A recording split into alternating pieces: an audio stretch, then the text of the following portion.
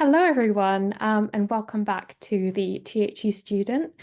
Today we have a very exciting session with the University of Twente, who are going to be talking to us about their amazing science and engineering programs. We have a lot of people on the call here today, and we are firstly going to run through the programs, admissions, finances, and any other um, important information. We will then proceed to questions after the session. So please feel free to drop any questions you have in the Q&A box at the bottom of your screen. And I'll firstly pass over to Thomas, one of the associate professors. Thank you very much, Okay. everyone. Thank you very much for organizing this event, and a nice meeting everybody. Boa tarde, I think I should say, or buenas tardes, right, depending on which country you're from. That's also as far as my Spanish/Portuguese goes. Apologies for that. My name is Thomas Groen. I'm an associate professor at the University of Twente, and specifically of the faculty of ITC, which is the faculty of Geo-Information Science and Earth Observation. Now, we work a lot with geo-information, so maps, remote sensing, this kind of stuff, and we have quite some communication lines and networks together with institutions in the region where you're from. And also we did a little bit of a search. What are the big topics that are currently being relevant or looked into in Latin America? And what came out of back to office reports, for example, that we got from colleagues is important things are precision agriculture, deforestation, land governance, urban inequalities, illegal mining, big themes, and also very much linked to the title of this webinar, which was getting ready to tackle climate, energy, and humanitarian challenges. And what I'm invited to present to you is 3 master's programs that we have on offer at our faculty. The master's program, Geo-Information Science and Earth Observation. I act as a teacher in that course as well. The new course, Humanitarian Engineering, which is actually starting next September, and the Master Spatial Engineering. And in that master, I'm also the program director. So that's a little bit, my baby, so to say. Now, why is it interesting to consider a career in this domain? That is also because, I just mentioned the big topics that are there. We also know that people are looking for these kind of skills. So there's actually interest in people that know how to work with cloud computing, big data management, etc. For example, Medellin wants to become a digital hub, but it needs expertise for people to actually implement this. So it's very important that you develop skills in that. The nice thing is our faculty also has a lot of connections with institutions in the area. For example, we have quite some connections in Colombia with, for example, University Los Andes. My apologies for a horrible pronunciation probably, or the National University of Colombia in Medellin. But also in Brazil, we work, for example, with University of Sao Paulo or Santa Catarina State University. So just a little selection of institutions that we work with, just so you know, we have our connections there. We work with people over there. Now, let me see. Yes, I can control the slides. I'm going to run through these different educational programs one by one, starting with the master's program on Geo-Information Science and Earth Observation. What is actually Geo-Information Science and Earth Observation?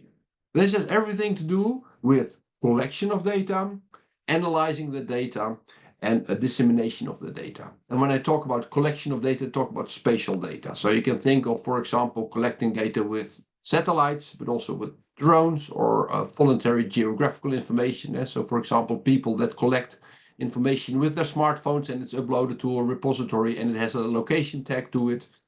An example could be, for example, the Flickr database where people post photos and they also have a geolocation tag and we can get information from that. So it's really about collecting this kind of data, subsequently analyzing it. So somehow you have to put it in a map or make an analysis. Are things changing, getting better or worse or whatever? And thirdly, also we need to somehow disseminate this, right? So just collecting data and analyzing it is not enough. So we also have research going on how do you present this properly in a map or in an atlas, or how do you build a web portal so that people can actually access the valuable information that you generated. Now, what kind of, let me see, how did I go to the next slide? Apologies for, there we go.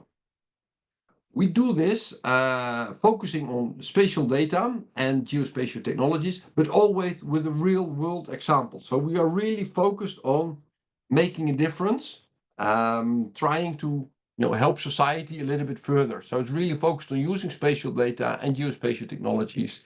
And I have a nice example of that from a colleague who's actually from Brazil, Ryan Mareto, who works a lot on monitoring deforestation. Now, this is a big theme, and it requires a lot of data. Of course, Brazil has its own organization for this as well, INPE, who's very well organized and has its own land surveying satellites. Actually, we had the director of INPE for a while in our professional advisory board as well, so we have good connections there. Now, if you want to do this for an area, for example, as the Amazon basin, that's a huge area. So this is really talking about big amounts of data. And it always looks very easy when you look at the animations that are used in nature documentaries or environmental documentaries. But the amount of work that goes into it to make these animations and to make these analysis is huge. It's not only just stacking all the data and stitching it together, it's also cleaning out all the possible issues, for example, because they're getting clouds in the way between the satellite and the Earth surface, or because there's timing differences, etc. Sometimes we have to combine information from different sensors, and then of course we have to clean it up, etc. So there is quite a lot of work in there. So the question then is, how do you extract useful information from all the data that you can get out of satellites, and how do you transfer that into a good information source, for example, for how fast the rate of deforestation is going? And of course, these days we're all looking at artificial intelligence or machine learning, and those avenues are very promising.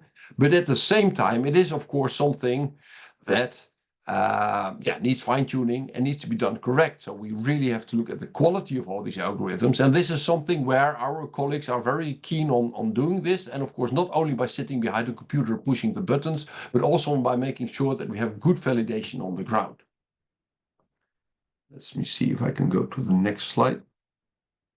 Bit of a delay in the... There we go. Just another example from a colleague who recently went to Ecuador. This is Florian. You can see him here. I don't know if you guys see my mouse, by the way, but the guy here in the middle on the left picture, he is very skilled also in making low-cost self-made sensors and how to combine that with drone technology, etc. He was, for personal reasons, actually in Ecuador, but he decided, I'm also going to reach out to some institutes and, see if I can do something. And he gave a lot of workshops and webinars how to program and set up drone technology to make localized, very specific observations. And basically, he taught people how to do it themselves and also how to collect the data and process this. So this is, of course, a nice example of, of course, we're teaching in programs and we're trying to make people aware of the issues that need to be addressed, but at the same time, very proactive kind of approach. In the Master Geo-Information Science and Earth Observation, we have 4 specializations. You see 5 bullet points here, but I will say something about the last one. So the 4 themes that you can select if you choose this master is GeoAI, so artificial intelligence for geodata, resources security, so this is about food security, water security, but also mineral resources and how to map that, how to manage that, etc. Disaster resilience, so really about planning, but also earth resources and geological formations, these kind of things. And urban futures. That sounds rather abstract, but this is, of course, about the fact that the global world population is more and more living in big cities. This comes with its own challenges, for example, the urban heat island effect, but also biodiversity in cities and outside cities and the impact on that, flooding in cities, all these kind of things. So there's a lot of issues at play there. At the same time, of course, we see increasing inequality between people living in cities and then in different neighborhoods, etc. So there's a lot of research and a lot of developments going on there. Now, the 5th bullet, spatial data science, is kind of a free track. So imagine that you have a specific idea that is a bit of a combination of the previous 4, then we actually offer the option to make your own kind of combination out of courses that are being offered in these 4 different tracks. Now, you might wonder, how is this all offered if I would choose for this master? Oh, sorry, I'm going a little bit too fast.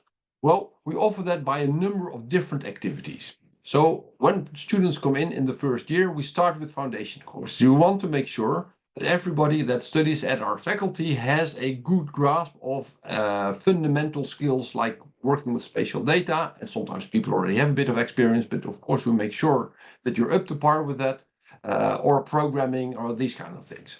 Then we have the specialization courses. So 20% of the program consists out of fundamentals within those four different tracks. And then we have elective courses where you can really dive deeper into specific things that you want to learn. For example, how to create an AI model, or how to use Python scripting, or there's a lot of things, creating digital elevation models out of multi-stream data, etc. So there's a lot of things there. And then a very important chunk, 45%, is individual research. In your second year, you have to write a thesis. And that thesis is basically a research that you will do under the supervision of a pair of supervisors that will help you with this, but that is really, honing you into the profession of becoming a researcher. And we see quite often that students, after they did their individual research, they continue to convert that into a paper. Of course, that's not expected from you when you do a Master of Science program, but it's a nice thing in case you're interested in that. You see on the slide at the bottom also something called EC. So we say it's 15 EC on foundation, etc. EC are European credits. So within Europe, we have a system where you can earn credits by following and passing exams of courses.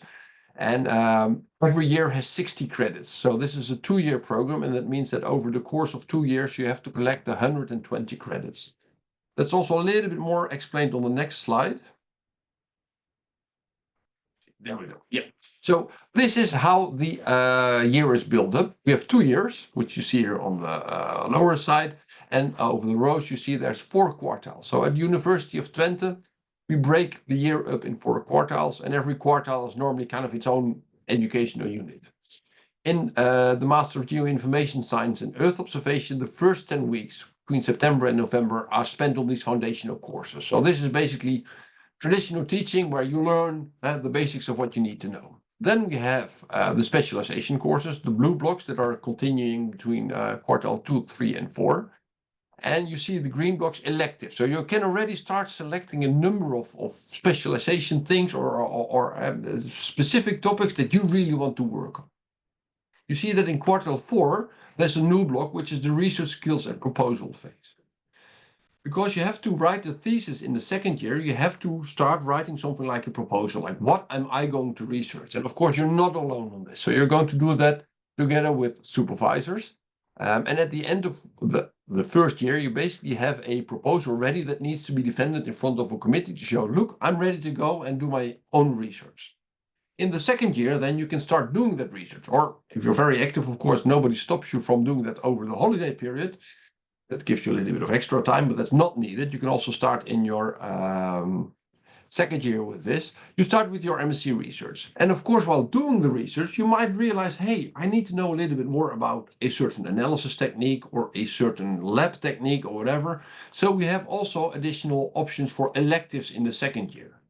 You see that for blocks 2 and blocks 3, there's also the word internship written over it.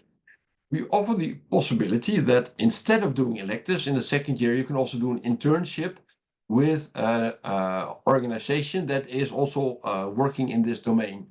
And while this is not compulsory compared to the other programs that I will discuss where this is compulsory, but it is a nice option, and a lot of students choose this actually. They're very happy to do this, to practice what they learned and see how that works out in the work, in the real world. Here you see a selection, I would say, of areas or organizations where our students have been doing internships. So, for example, well, you see it's all over the world, from China down to the United States, and from the Red Cross in the north down to UN Habitat in Kenya. So really a wide range of different organizations where our students go to, or sometimes those organizations also have an office in the Netherlands, but not necessarily, to practice their professional skills and show what they're worth. So, of course, all interesting. What happens to you? Well, actually, the nice thing is after I'm done talking, there's 2 actual students that can tell you much better what they hope they achieve with this, etc. But we have a little bit of a grasp here from former students that studied with our faculty, and that got a very nice job afterwards. So Alfredo is now a GIS data specialist in Switzerland, although originally he was from Costa Rica, but he decided he liked it in Europe and he stays here. Luis even liked it so much in Enschede or the Netherlands that he's still in the Netherlands. He's now a remote sensing biodiversity specialist working in The Hague. And Maria is actually doing a PhD research now in Potsdam. So they're very nicely making a next step in their career after they studied with us. Okay, so that was most of what I wanted to tell about spatial Geo-Information Science and Earth Observation. And I'm now moving to the second program that I wanted to tell you something about, which is about humanitarian engineering.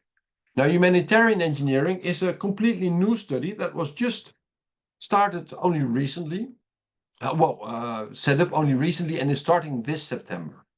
And in humanitarian engineering, we're going to focus on issues related to vulnerable communities. So communities that are sensitive to exploitation, or that are socially vulnerable or economically vulnerable. And there's often technical solutions thought up that are supposed to help these vulnerable communities. But of course, if you want to do that, you have to make sure that those solutions are also practical and acceptable by the communities for whom they're made. So this is not just somebody in a desk office thinking, hey, what is a nice solution for people in distress? No, this is actually working with the community so that you learn, how can I co-create something that is actually useful for these communities. I should say that this is a program that is not only run by the faculty that I work for, so the Faculty of Geo-Information Science and Earth Observation, but we do this together with two other faculties. Also the Faculty of Behavioral Management and Social Sciences, BMS, and the Faculty of Engineering Technology. So this is a joint effort by three faculties to make sure that we offer that rich interdisciplinary skill set that people need to become good humanitarian engineers. What is also a little bit different from the previous program is rather science-oriented, knowledge creation-oriented. This has engineering in its title, and that means that we want to deliver really engineers, people who create solutions, right? So it's a little bit more practical in that sense. Let me see, did I skip a slide? No, I did not skip a slide. No, that's good. So this is what I already said. It's really partnering with communities. It's developing medium term needs, short and medium term needs. It's not really the long term, a little bit more focused on the shorter term. And it's really about developing technological innovations that are also appropriate. And appropriate is, of course, for example, that it functions under low resource environments. And so you don't always have a repair shop around the corner, so something should be easy to maintain, but at the same time it should work under harsh conditions, or it should be cheap to fix, these kind of things. And a lot of sustainable development goals are being addressed when you do this program. The program is organized around three general themes that you have to learn. The first one is humanitarian aid engineering. So that is really about, okay, basic first needs. How do you make sure that communities under stress have the essentials that they need to survive? So this is, for example, how do you make sure that there's sanitation and wastewater treatment, or how do you make sure that there's sufficient food available, or there's electricity supply, etc. So these kind of things, housing, etc. But of course, that's a very short-term kind of fix. And if you only focus on that, then you're constantly running behind the facts. So you also need to expand on the scope a bit. And the second theme that is very important here is resilience engineering. So how do you make sure that societies that are under stress, that are vulnerable, build resilience so that the next time a shock happens or a disaster strikes, that they're better prepared for it? And so how do you generate an ability to anticipate or to respond, or make sure that the planning is done in a correct way, or that communities learn from the things that are happening? So that's what we call resilience engineering. And then the last one is responsible and sustainable entrepreneurship. Of course, if communities are vulnerable, often that has to do also with economical inequality, and you want to give people or enable groups of people to become self-dependent and make sure that they have somehow some kind of economical structure that helps them to become, in control of their environment again. And that, of course, goes along with job creation, but also education and small-scale business planning, these kind of things. So humanitarian engineering is really focused on these three domains. And that is organized in a curriculum like this, where we start with an introduction. And so what is humanitarian engineering? So a little bit similar to the previous program, the first quartile is really getting started. And also a section on ethics in science, ethics and science in humanitarian engineering. So what is kind of the science element in this? I already said it's really an engineering oriented study, but of course it is a Master of Science degree. So it's not without having to think, how do I do things in a scientifically proper way? And what are the ethics here? This is particularly important here because you're working with vulnerable communities, and often, and we sometimes call this the, I'm looking for the right term now, academic colonialism. So we just go there, we kind of study the subject, we go back, and then we kind of leave the community alone. That's of course not the ethical way of doing things. So really thinking, how do we do this in an ethical way is very important. Then in the next three quartiles, we touch upon all those three themes I just said. So humanitarian aid engineering, resilience engineering, and responsible and sustainable entrepreneurship. And there's room for doing electives. You see there also this pink bar saying challenge-based learning project. So every quartile, it's not just getting lectures and doing electives. No, it's also you get a small project where in a team with fellow students, you're going to work on a solution in a real case. So we have a lot of connection with organizations that are involved in the field of humanitarian engineering. We're looking at all kinds of different things in Europe and outside Europe to practice what you preach, right? So you really train this. In the second year, like with the other master program, you have to do a thesis. In this case, it's a little bit bigger. It's 45 ECs. So those are those study credits. And as you have to get 60 study credits, that means there's 15 study credits left. You can spend this in a different way. For example, you can use this for an internship.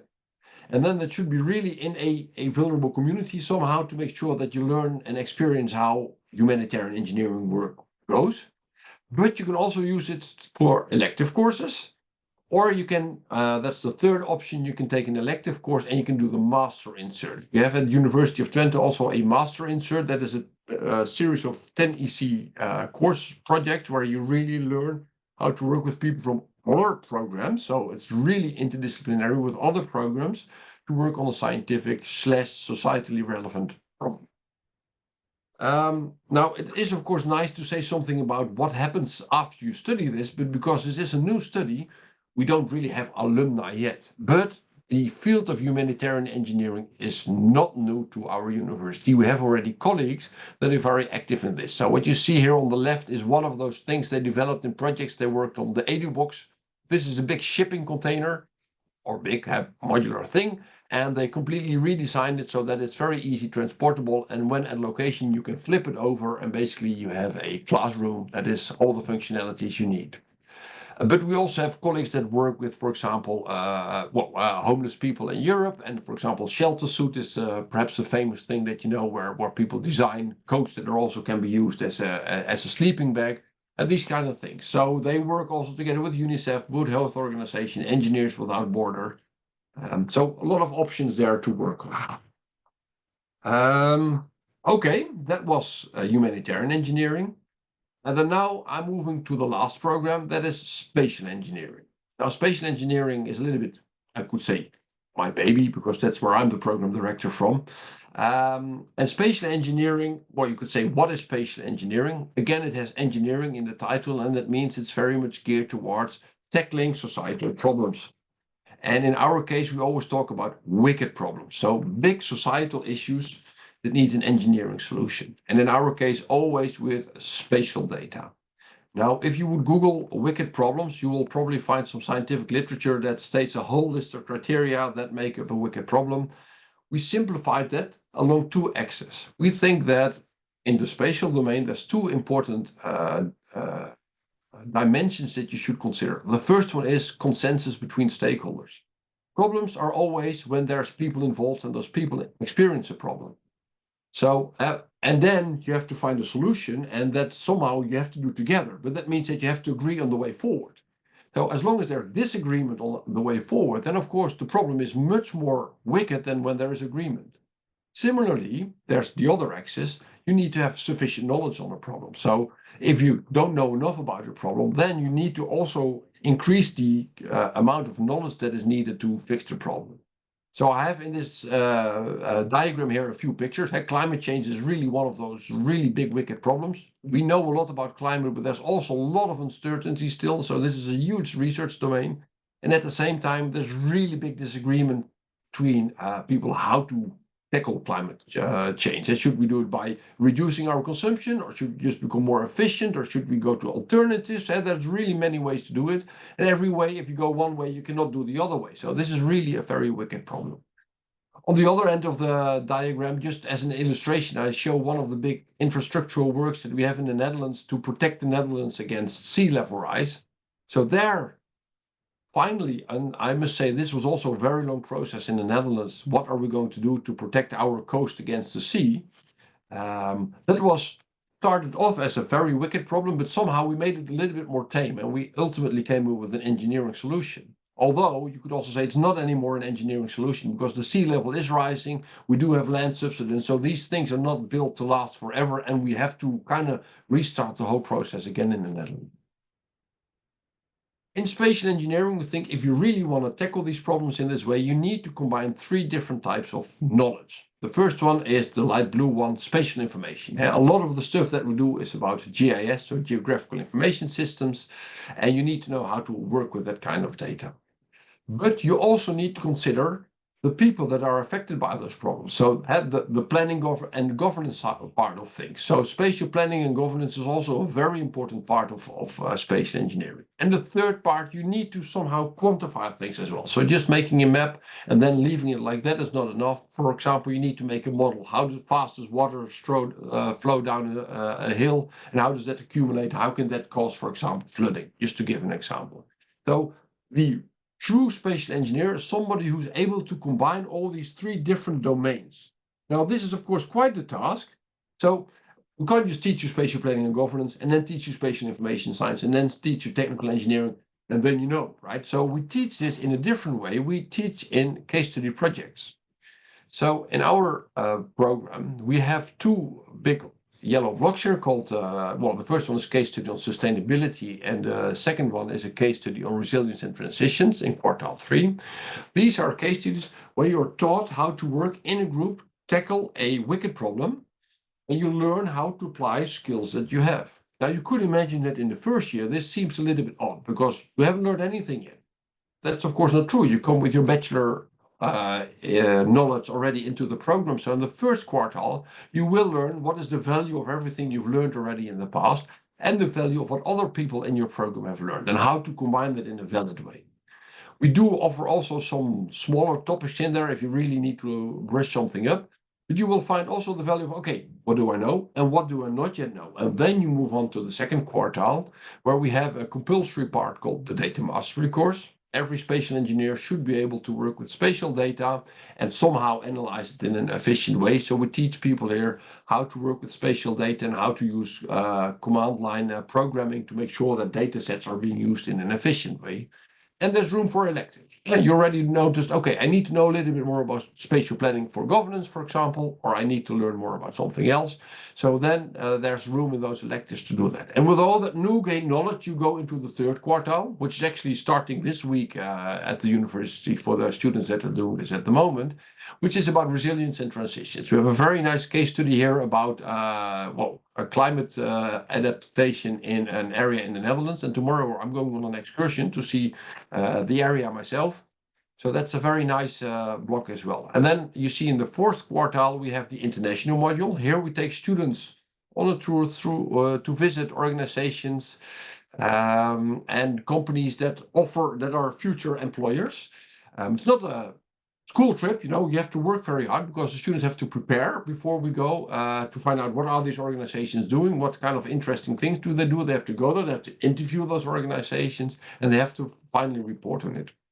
And you see here also the other block, academic skills and proposal writing. This is the same as what we have in the Master of Geo-Information Science and Earth Observation. You have to write a proposal. and that has to be approved in the end. And if that's approved, then in the second year, you can do your academic and research phase, and there's also room for more electives. So similarly, you're doing your research, you think, I need to learn a little bit more about a certain topic, and that's why we have electives.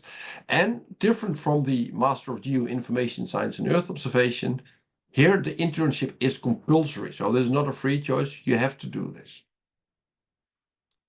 Well, what does that do if you study spatial? Oh, so here's also again a network of different organizations where our students went to from spatial engineering.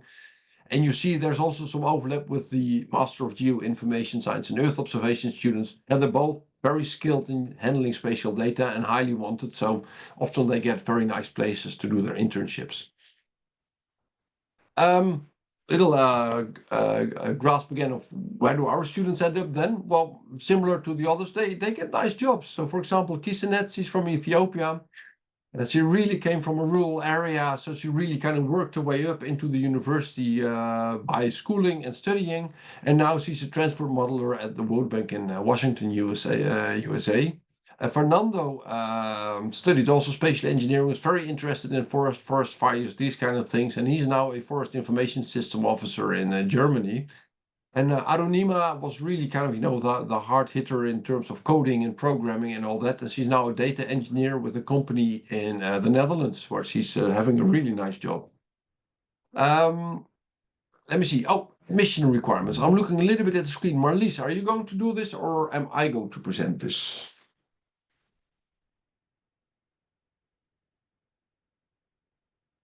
I'm waiting for Marlies to see if she is. I think I'm going to do this. Okay, that's perfectly fine.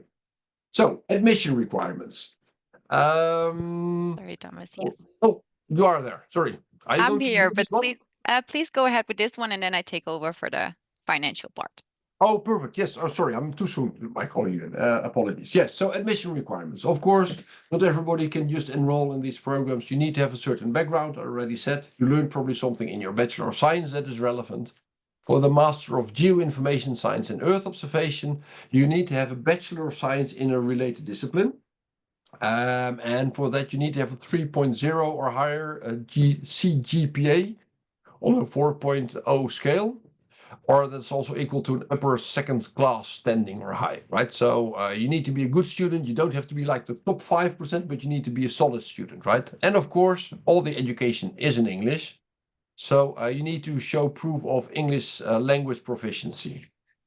Now let me move on to the next one.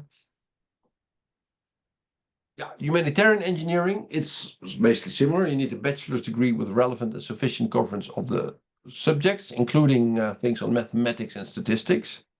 It says on this slide still that requires a CGPA of at least 75%. Now we realize this is really high. And actually, we're in the process of lowering this to 70, but on the official website, it still says 75 because that is the current policy. And I can promise you from the internal side, as program directors, we're fighting the system. So bear with us, but at the moment it is still 75. Yeah. And of course, also the English language proficiency is there. So well, you can see them here on the screen, which levels we accept here. And then last but not least, my own program has Spatial Engineering. There we look at individual educational curriculum portfolio and a motivation letter. So we think that, of course, your Bachelor of Science is very important. You need to have a bachelor, but we also look at work experience, if you have that. We want you to prove that you have knowledge at the bachelor's level of 3 out of these 6 topics that are here. So you need to have some experience in water, weather, or climate, something in earth sciences, civil engineering, spatial planning and governance, spatial information and visualization, or software engineering, right? So it's not preset, okay, this is not okay, but we really look at your CV and also what is your motivation and what have you done in your life that gains a certain experience. And of course, you need to be proficient again in English. I think that was the last slide that I was, application. This is really Marlies her cup of tea because she's much better at that. Thank you so much, Thomas. Hello, everyone. Welcome to this webinar. And my name is Marlies, and I'm the Scholarship Officer at the Faculty ITC. I'm live from Enschede. It's the name of the city where our university is located. And we're very close to the German border. It's very easy to travel around Europe from this location. So I just wanted to mention that shortly. You heard more information about our master programs, and these master programs have an application deadline. They are visible on this slide. The first two have the application deadline of the 1st of May, and our Geo-Information Science and Earth Observation course has the application deadline of the 1st of June. Please be aware of these deadlines because they're very important. After the deadline, we cannot accept any further applications. So, studying abroad is very exciting, but it also brings along the necessary costs. Hence, the university offers partial scholarships to good applicants with an admission letter. We have a QR code here. If you scan the QR code, you can also find these scholarships on a scholarship finder with more detailed information. I quickly go through the scholarship programs. As you can see, each scholarship is for a specific master program. We have the University of Twente scholarship. It's a partial scholarship and it concerns an amount of 3,000 to 22,000 euro for the first year of the study. It's for the program, the Master in Humanitarian Engineering, and it has an application deadline of the 1st of May. The same counts for the NL scholarship. It's an amount of 5,000 euro and is available for all three programs that are just discussed by Thomas. It has also the application deadline of the 1st of May, and this scholarship program can be combined with all the other programs mentioned on this slide. At the faculty ITC, we offer the ITC Excellence Scholarship, and this scholarship is for candidates with a very good academic track record. The scholarship offers 85% of the total cost and is available for the MGO and Spatial Engineering program here at the faculty ITC. The application deadline is the 1st of April. We also had the early bird program, which just ended last week. But it's good to mention that if you can pay the tuition fees in time, we can offer you a tuition fee discount. That's also for the programs only offered at the faculty ITC. And we're very pleased to announce the partnership that we have with Colfuturo. So for anyone joining us from Colombia, we have an agreement with Colfuturo where we give a discount on the tuition fees from 85% and 50%. You need to apply through the website of Colfuturo, and the application deadline is the 28th of February. We have a very nice colleague here who helps all Colombian students with their application process. So if you are in need of any documents that you need to submit, just let us know. The same agreement we have with CONAPE. It's for students from Costa Rica, and we offer a 50% discount on the tuition fees. Also, the application has to go through their website, but they do not work with an application deadline. They are open for applications all year long, but they need 30 working days to process your application. Also, this one is for the MGU and Spatial Engineering program at the faculty ITC. Like I said, please scan the QR code for more detailed information and the eligibility criteria. I do want to mention these scholarship programs have limited spaces available, so please always look for alternative funding to ensure your finances with us and to be able to join us this year or hopefully in the future. And now I would like to give the floor to our student, Julian.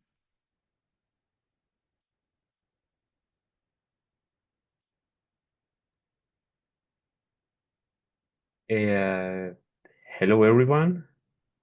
Can you hear me right? Yes. Yeah. Okay. Good evening to everyone. Good afternoon from people who is in Latin America. My name is Julian Jimenez. I am currently a student of MGO with a specialization I previously called Natural Hazard and Disaster Risk Reduction. How can I pass the...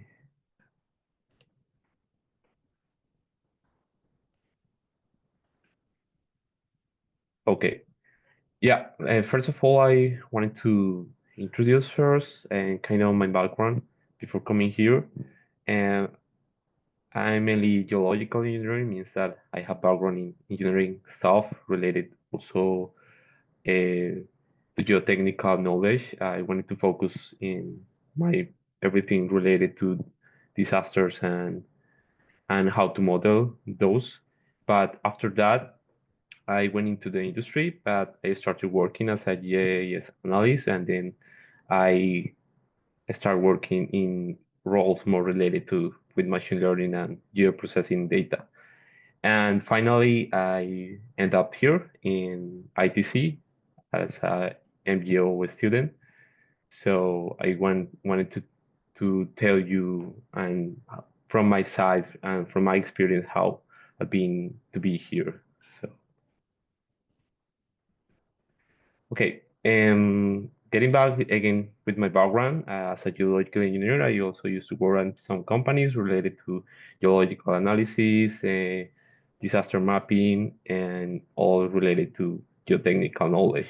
But after I went into the industry of GIS and machine learning, more kind related, I started to be more interested in that field. So I realized that this is definitely my field. So I went into that. I started like doing some research. I also am amateur. I did even a YouTube channel related to explain some basic concepts in artificial intelligence, and also analyzing land coverage and doing some stuff related to software, a bit of software engineering as well as machine learning.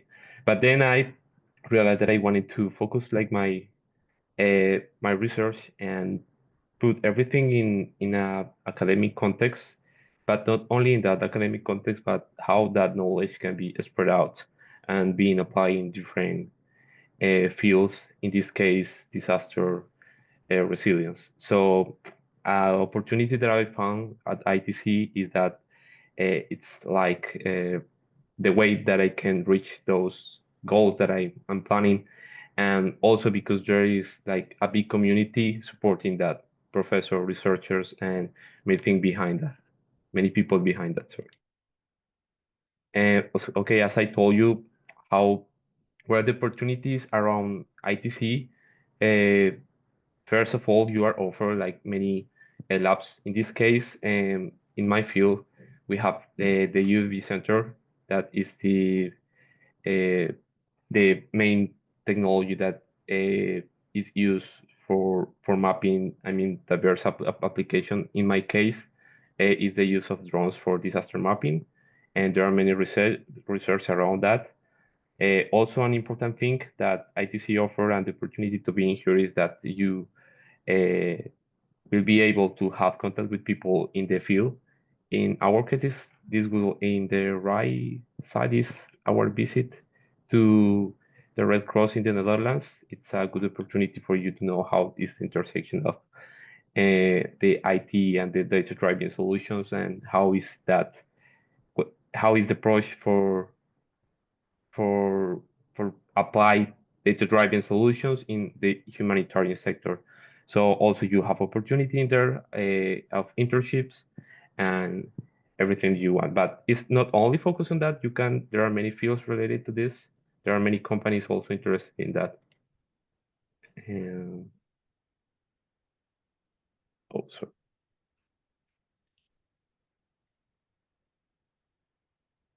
Okay, but apart from that, I mean, um, you may feel you have to feel comfortable to be in here, but also many opportunities to have fun are offered here. So this is like some pictures that were taken in the kicking party of all the social related things that you can have here. And also we have like international night. You can contact with many people around the world, and also in script, and especially in Christmas, there are many beautiful spots that you can visit. And finally, as a recommendation, I mean, I know being here too long, but from my perspective, I think that you try to leverage as much as you can. Obviously, it's up to you how much you learn, how much you uh, uh, leverage all the knowledge that is in the faculty in order to put in practice or do your projects, especially your research. and also share your ideas. I think no matter how you have maybe crazy ideas or something that you can may put in practice or bring that to the reality. But I think that could be possible and depends how much you work. But obviously, you will be supported by many people here, and you will have that guidance that maybe you don't have in your country or don't have in the company that you are currently working on. And also, uh, everything is focused transforming the world, focus in how you know the basics. Everything that you do is go to the core knowledge. How can I apply that? Because the world is evolving, continually evolving. So you have to get the basic concepts in order to apply that. And all the tools in the path, for example, AI, it's continually evolving. So it is a good opportunity for you to put that in that field or your core knowledge. And I think that's it. Thank you so much.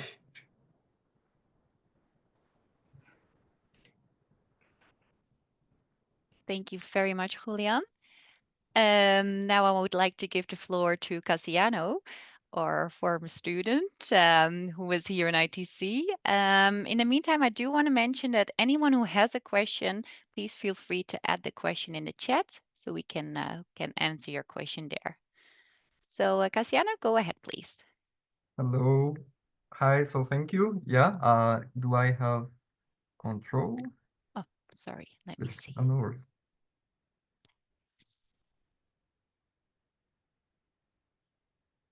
There you go. Yes. Yeah, so hi everyone. Sorry. Hi everyone, I'm Cassiano. I am an ITC alumnus. I finished my master's at ITC in 2021, so around 3 years ago. And today we'll talk a little bit about like my journey at ITC and also what happened a little bit after I left ITC. So, so a little bit about myself. This is a picture that I actually took when I was receiving my diploma. This was in 2021. I'm originally from Brazil, like I'm 29 years old. I'm a civil engineer by training, but I've always been passionate about like geography, especially like the Geo-Information sciences. So right now I'm finishing a PhD in geography in Germany at the University of Potsdam. And also I'm starting a work as a consultant for this institute in São Paulo that works with urban studies. And at ITC, I studied a Master of Geoinformation Science and Earth Observation with a specialization in natural hazards and disaster risk reduction, which nowadays is the disaster resilience. So why did I choose ITC? When I was actually doing my graduation in Brazil, I had this opportunity to do an internship. And at this internship, one of like the subjects that we were studying a lot was like hydroelectric power plants. So there are many of these structures in Brazil, and some of the projects that we were working were mostly like this dam safety emergency plan. So if a dam breaks, what happens? What would be the flood extent? How we could like do the evacuation plans and everything.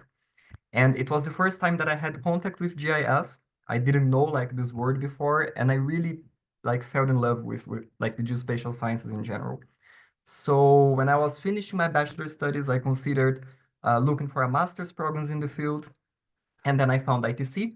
And one of the main reasons that actually brought me to this is that it is a leading institute in geospatial sciences. So I had some practical experience during this internship, but I really wanted to learn more about other practices, about remote sensing, about expanding also my theoretical knowledge on this field. And here I bring this example of the book that at least at that time it was the book that we were used to use in this the initial courses that we take. That we had yeah, lots of concepts on GIS, remote sensing, data integration. And it was very interesting for me because I went from using ArcGIS and learning something about practice to really understanding how is the data structured and what you can learn out of this and which methods can you adopt. So really go into more knowledge about this. Apart from these, there is the internationalization, which I think it's a big pro. Like there are many collaborations, and like it was mentioned before, There are many opportunities to do research projects with some partners like abroad, but also the internship opportunity, which in my case, MGO, it was an elective, but like I conducted an internship during my master's. The funding opportunities that already like were mentioned. So I came to ITC with a scholarship because also for me the tuition fees like it helped me a lot to afford the tuition fees and also like partially my living costs. And finally, the network of colleagues and friends, because you do meet a lot of people from many different places. And it's really nice because like in my case, with most of them, I still keep contact with. So here I brought some pictures like of my time during ITC. So some events that we had, or even during the class, like lots of different activities. And just like an example, here we have like Kushanov. Kushanov, he's from India. He finished the master's with me and he started doing his PhD in Italy. And during his PhD, he was a visiting researcher at our institute in Germany. So we always kept contact. And tomorrow is his thesis defense, and I'm attending it like online. So it's really nice. Here we have Luis from Mexico and Lohane also from Brazil. Luis, like they mentioned before, he's working like in a company. Lohane, she is at ITC now doing her PhD. She works with a similar topic. So right now we are working together. I'm writing a research paper together with her. Like she's helping me a lot. And here, like they presented her as well, like Maria, she completed her master's with me. And it was really nice because when I was doing my PhD, she once called me to ask about Potsdam, about the place where I am in Germany, to ask how it was there because she got a position in there. And then we started working together. 1 year ago, she came to Brazil with me to do a field work. So like all these connections that we created and that they are still going on. So it's a really nice experience. And this comes with the career path because, of course, I showed like different career paths. Each person is doing a different thing. In my case, I went for a doctoral position right after my master's. So at the University of Potsdam, together with Maria, we were working on a research group that is focused on disaster risk research. It's called Net Risk Change. This is a picture of our first retreat, which we were doing every year, a different retreat to present some results and everything. And I think it was really important for me that to see because when I applied for this position, I didn't have any contact with the group, neither recommendation or anything. And like for the fact that I was graduating at ITC and also that I had this specialization in disaster risk research, like I got this position. So I think it was a strong point to finish my master's, the MGO. And apart from this, my research at this university was really focused on urban growth, spatial segregation, and how this associate with exposure to natural hazards, to disasters. So we conducted this research in a case study in Brazil. And something that I noticed is that all the research was very spatial by nature. So it was a lot about geospatial sciences, also using some remote sensing and urban classification and everything. And most of these concepts, they were concepts that I learned through my master's program. So we also conducted some fieldwork activities, some damage mapping using aerial imagery. In this picture, Maria is there again with me in Brazil. And like most of these skills, most of this also critical thinking, but some technical knowledge on remote sensing and spatial analysis, lots of these I believe that I learned mostly during my master's. And of course that this is my career path, but many other paths are possible. So here I just bring some examples of what some friends did. So I have some colleagues that they went to NGOs. So I have a colleague at the World Resources Institute working with some urban studies. We have examples in private sector companies, think tanks, startups, or in public sector organizations. So we have a colleague from Spatial Engineering working at the DLR, the German Aerospace Center, but also some colleagues at ESA, the Space Institutes. From international organizations, like they mentioned before, like ISANET works as a consultant at the World Bank. And of course, in my case, research centers and universities. I'm in Germany, Maria is in Germany, but we also have a colleague that went to the US to do his PhD in Montana. Kushanov is doing his PhD in Padova. So there are many different paths that you can follow after finishing your master's. And with this, just to finish my presentation, also some advice that I give for upcoming students. First of all, seek funding opportunities. Like they were presenting some of the scholarships that are available. There are many options, and you can find the one that fits your profile. I believe also leverage the ITC network, because there is a really nice network with professors, with experts, with other students, with the partner institutes that you mentioned. And for example, I'm not like that much of a networking guy, this professional network, but there were many nice people that I met and I still keep contact with. Make this your project, and I think this is a very nice thing that ITC offers a lot of flexibility. So at the end, it is your project, it is your career path. So if you want to go more to academia or to the private sector or to international organizations, you can always like adjust the program with the electives, with the internships, with your research project to actually fit what you are interested in. And last but not least, enjoy the experience, because I finished 3 years ago in 2021, but the reality is that we miss it a lot. I'm working with Maria now. We always talk about our ITC times, and I talk with Lohane and everyone, and it's a really great experience. Apart from all the knowledge, it's a nice experience. So yeah, thanks for the attention. And I believe that now it's an FAQ. So if you have any questions, but also, if you want to contact me, there is my email in there, and feel free to ask questions or yes, thank you. Thanks a lot, Cassiano. Yes, the Q&A is here. If there are any questions or if any questions came through in the chat, Emilia, I'm looking at you, I think. Perfect. Yes. Well, thank you so much, everyone. Really good to hear everything happening at the University of Twente.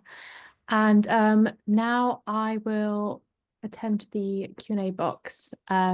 We've had several questions come in. I know that Yvette's been answering them in the background, but it's also good just to read them out loud for people joining us on the recorded session as well. So the first question is from David, who says, I have, why is natural hazards and disasters reduction no longer available? So Yvette says that it is available under the name disaster resilience. So I think it's maybe changed names, David, but I'm not sure if anyone else wanted to add anything on that. Yeah, I see my colleague Justine just joined us here. Hi, Justine. Hi, thank you very much. Yes, correct. It's just been renamed to disaster resilience to make it more encompassing. Okay, brilliant. And we also have another question, which I know that we covered some information about scholarships. If people have more questions about scholarships, is there an email that they can contact, or where's best to? I know Yvette's maybe put a link of different information about scholarships that people can access. Yes, I cannot see the chat here. I will put the email address in the chat. Anyone who has questions on scholarships, more questions on the scholarships I presented, or needs some advice on applying for external scholarships, please feel free to message me there, and I will get back to you as soon as possible. But I will write down now the email address where you can find me on. Brilliant. And just to let everyone know that might be watching the recording at a later date, this will also be put in the follow-up email. So anyone registered for this session will receive that information as well. And this is a question about how long it takes. I mean, it's called Osiris. Yes, Yeah. but generally, I suppose also how long it takes for information to be processed regarding like applications and admissions. Yes, so normally when you submit your application and all documents have been submitted, we will process your application within 5 to 8 working days. We try to be very quick with that because, as I said, you need your admission letter in case you do want to apply for scholarships. So yeah, let's say within eight working days, you will have your result of your application, and hopefully that's the admission letter that you're waiting for. That's brilliant. Yeah, that's good to know that it's a very fast process as well. So also a question from David. Could you please explain that Dutch law also requires you to send certified hard copies to the admission office by regular post? What exactly does hard copy mean? Yes, so when you have paid your tuition fees to ITC, you can share with us a digital copy, but you are requested to bring your hard copy with you and provide it in the first week here in Enschede, or when you can send it earlier, that our admission office receives your hard copies of your transcripts, and then we can officially allow you to enroll in our course. Perfect. Thank you so much. Sorry, can I add something to the comment? Yeah, Yes, absolutely. thank you. Just for you to know, guys, you should never send your original copies or your original documents. Certified copies are copies your institution gives you when you request them. They know the name of this document, so please, these copies, you get them at the admission house of your university. That's good to know. Yeah. Yeah, good for people to know that, especially if they're beginning the kind of application process. And we have a final question from Juan, who says, is only IELTS accepted for the ITC Excellence Scholarship? I believe IBT and Cambridge are accepted as well. We work with IELTS or TOEFL or Cambridge at least. This is all accepted as long as we can see that you have a positive result there in your English test. That's fine. Brilliant.